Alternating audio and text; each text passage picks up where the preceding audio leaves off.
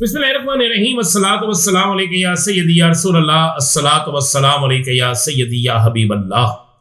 तमाम सुनने वालों को अस्सलामु अलैकुम। मैं हूं राना अज़ीम और आप देख रहे हैं Rana Azeem official YouTube channel, Facebook page और टिकटॉक। आईनी तरमीम के हवाले से गेम इंतहाई दिलचस्प मरहले में दाखिल हो चुकी है, बल्कि सियासत बड़े दिलचस्प मरहले में दाखिल हो चुकी है।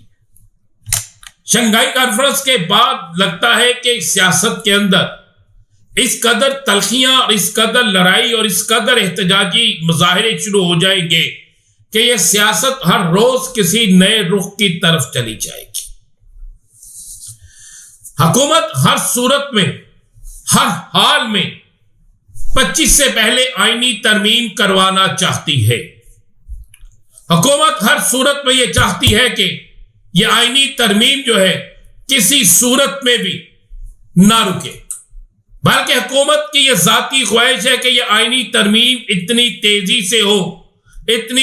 से हो कि 25 से पहले आईनी तरमीम हो जाए और 25 से पहले हम कुछ बड़े फैसले करके आइंदा आने के लाया अमल को अपनी मर्जी के मुताबिक कर सके।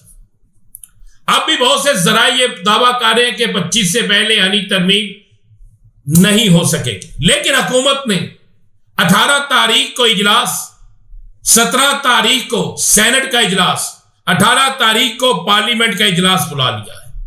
सेनेट से पहले इस करारदाद को, इस आईनी मामले को मंजूर करवाने की कोशिश की जा रही है, लेकिन क्या यह हो जाएगा? क्या वकला ने जो ऐलान किया है उसके बाद यह मुमकिन है? क्या मौलाना हुकूमत के साथ है या मौलाना हुकूमत के साथ ऐन वक्त पर हाथ करने वाले हैं, या मौलाना के साथ ऐन वक्त पर हाथ होने वाला है? कुछ ना कुछ तो ऐसा है जो हम आपको बताएंगे क्या है क्या।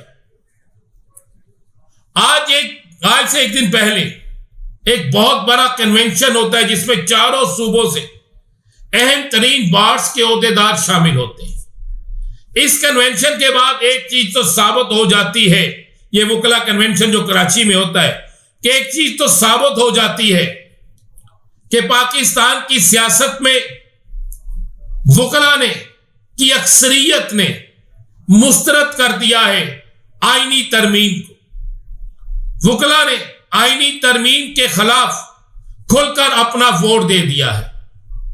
वकला ने आईनी तरमीम को ना सिर्फ मुस्तरद कर दिया है, बल्कि वकला की तरफ से यह कह दिया गया है कि यह आईनी तरमीम अब किसी सूरत में भी, किसी जगह पर भी, किसी वक्त भी काबिले कबूल नहीं है। बल्कि वकला ने तो आज इतनी बड़ी बात कह दी है। आज वकला रहनुमा हामिद खान से लेकर अली अहमद कुर्द, साबिक सदर सुप्रीम कोर्ट बार से लेकर चारों सूबों की बार्स के सदूर ने वाज़े तौर पर यह बात कह दी है कि हमारी लाशों से गुजरकर आईनी तरमीम होगी। लफ्ता किया गया है कि हमारी लाशों से गुजरकर आईनी तरमीम होगी। लाशों से गुजरकर आईनी तरमीम का मतलब है कि काला कोट खुलकर मैदान में आ गया है।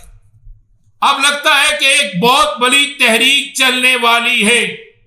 तो आपको ब्रेकिंग न्यूज दे दो कि अगर ये आईनी तरमीम जबरदस्ती जबरन वोट पूरे करके कर ली गई, तो इस सूरत पे जो वकला तहरीक चलेगी उसमें बड़े बड़े जजेस भी अपने इस्तीफे देकर उस तहरीक का हिस्सा होंगे। और जब जजेस अपनी जगहों से इस्तीफे देकर उस तहरीक का हिस्सा बनेंगे, तो उसमें सियासतदान भी होंगे, उसमें सिविल सोसाइटी भी होगी, उसमें हर मकातबे फिक्र से तल्लक रखने वाले लोग उसमें शामिल होंगे। यह बिल्कुल क्लियर है। अब आखिरी मरहला शुरू हो गया है। इस आखिरी मरहले में अब 1 2 3 हो जाना है। इस आखिरी मरहले में अगर कोई शख्स ये बात कहे कि जनाब इस आखिरी मरहले में हमें कोई नुकसान या फायदा है, तो यह कुछ नहीं कहा जा सकता। अब तहरीक इंसाफ को भी हर सूरत में तहरीक चलाना पड़ेगी। तहरीक इंसाफ को भी हर सूरत में मैदान अमल में निकलना पड़ेगा। तहरीक इंसाफ को भी हर सूरत में अब एक बड़ी तहरीक की तरफ जाना पड़ेगा। अब तहरीक इंसाफ में से जो किसी और तरफ का रुख करेगा, इससे भागेगा, तो उसको ना सिर्फ सियासी तौर पर नुकसान होगा, बल्कि कारकुन भी उसका सख्त तरीन तरीके से मुहासबा करेंगे। मौलाना फजलुर रहमान अगर मान लिया जाए कि हुकूमत के साथ चले गए, बहुत से मौलाना के करीबी साथी कहते हैं कि मौलाना अपनी शराइत पे जाएंगे, तो फिर जो मौलाना की शराइत है वो तो ये है बड़ी क्लियर और वाजे कि किसी सूरत में भी आईनी अदालत नहीं होगी। क्या हुकूमत इस पे मानेंगे? फिर हुकूमत कहे कि हमारी मर्जी के चीफ जस्टिस साहब का तयन हमें करने दें, तो उस पर क्या पाकिस्तान के वकला मानेंगे? क्या सुप्रीम कोर्ट के अंदर बैठे वकला जजेस मानेंगे? क्या हाई कोर्ट्स में बैठे जजेस उसे मानेंगे? तो फिर बात यही होगी कि किसी सूरत में नहीं माना जाएगा। फिर मौलाना क्या करने जा रहे हैं? मौलाना के करीबी हल्के कह रहे हैं कि मौलाना किसी सूरत में हुकूमत के पास नहीं जाएंगे, हुकूमत की झोली में नहीं बैठेंगे। लेकिन नवाज शरीफ मौलाना और बिलावल भुट्टो जरदारी को शाहिया दे रहे हैं। शाहिया उस वक्त दिया जाता है जब कुछ ना किसी मामला को तय करने की तरफ काम बढ़ रहा हो, और अगर ऐसा हो चुका है तो फिर मौलाना फजलुर रहमान जो पहले इज्जत और एहतराम का एक बहुत बड़ा हिस्सा ले गए थे, इसके बाद उनकी सियासी जमात के लिए क्या पोजीशन होगी ये आने वाले दिनों में बिल्कुल क्लियर हो जाएगी। और क्या कहीं ऐसा तो नहीं मौलाना एंड टाइम पे फिर हाथ दिखा जाए, या फिर मौलाना के साथ ही गवर्नमेंट हाथ कर जाए? ये दोनों चीजें किसी वक्त भी हो सकती हैं। मेरे पास इतला यह है कि 10 सरकारें असेंबली गायब है, तल्लक तहरीक इंसाफ से। तहरीक इंसाफ दावा कर रही है कि उनके लोग पूरे हैं, तहरीक इंसाफ दावा कर रही है कि उनके लोग कहीं नहीं गए। अगर तहरीक इंसाफ के लोग कहीं नहीं गए तो मौलाना साहब इनके साथ चले जाए, ये टिल भी लगा लें, तो फिर भी आईनी ये तरमीम नहीं कर सकते।